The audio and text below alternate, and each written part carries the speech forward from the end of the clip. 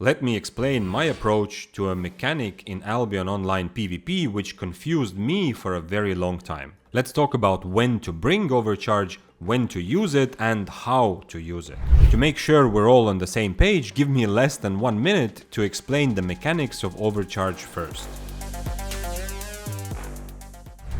Overcharging in Albion means using 10 siphoned energy from your inventory to boost the IP of the items you are wearing in these 5 slots by plus 100. The overcharge lasts for 30 minutes and is indicated by this constant status effect. When the timer is over, or if you unequip an overcharged item early, there is a 15% chance that the item will trash.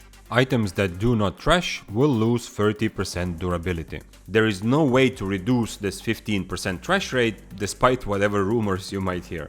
If the person wearing the overcharged items dies, only the regular death trash rate will apply and the overcharge ends instantly. Awakened weapons cannot be overcharged. A basic simple strategy to bringing overcharge is to simply not bring it if you are wearing tier 4 or tier 5 equivalent items, and always bring it when you are wearing tier 8 or higher. For tier 6 and tier 7 it's up to you. You could probably write an incredibly complex equation based on the cost of your build, in the specific city and server you're playing, based on your personal playstyle and your ROI in the mists. But it's probably not worth it to put that much thought into it. The more aggressive and PvP focused you are in the mists, the more benefits you will gain from bringing OC to have that extra option in fights. If you are dying a lot, then bringing OC might be a mistake because you are going to increase the cost of every one of your sets by about 100,000. However, having OC ready also gives you the benefit of slowly getting used to this mechanic in PvP. And the higher the stakes become as you play higher IP sets, the more important of course it is to be aware of all the options and tactics at your disposal. And when you go into the mists with high IP equipment, it should be a no-brainer decision to bring OC because its cost compared to your overall set is going to be very small. For tier 4 and tier 5, however, the reason I suggest you don't bring OC is because it is more efficient to use the same silver to just simply upgrade certain pieces of your equipment or the whole build. Okay, so you know the mechanics of overcharge and you have decided to bring it. Next question is, when should you actually use it? I will give you a simple guideline and of course you are welcome to customize and make it personal to your playstyle. In my opinion, you should look to use your overcharge for fights where you believe you have somewhere between 20 and 50% chance of winning. Let me add 3 things and then I'll explain the reasoning for this strategy. Number 1, obviously it should be a fight that you actually want to take. Number 2, this graph is meant to represent what is the probability you think you have to win the fight. Don't base your decision on the theory of the matchup that you might have heard from somebody else. Base it on the probability you think you personally have to win this fight. And finally, if you're looking at a fight and you are still not sure whether you should OC, then just keep in mind that the more brawl heavy a fight is, the more impact the IP and therefore also overcharging will have. This is because if the majority of the fight is just 2 players hitting each other with everything that they have, then the winner will almost always be the guy with the bigger numbers. Now let me explain to you why this is a good strategy. If you believe that your chance to win is less than 20%, then generally it's better not to take the fight. This will depend, however, on your personal playstyle and strategy.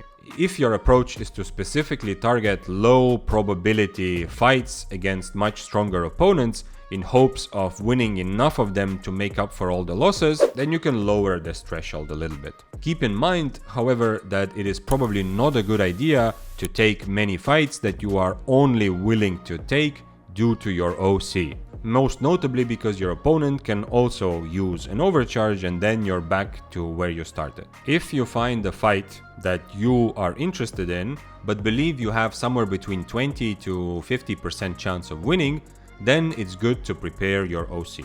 Overcharge is an economic decision.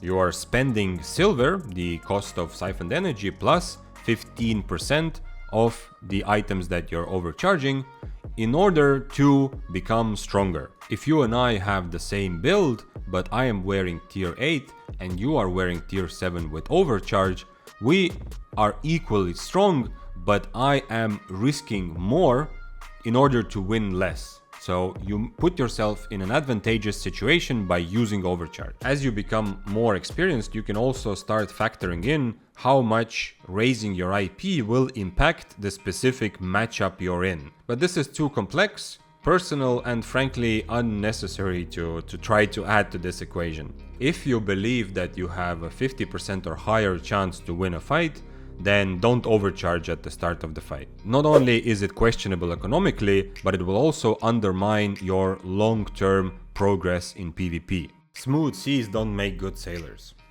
So far we've talked about starting a fight.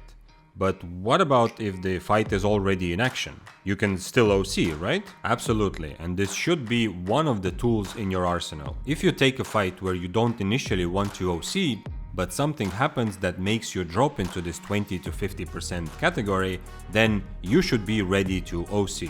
Check out this carving sword that attacked me in the Abbey.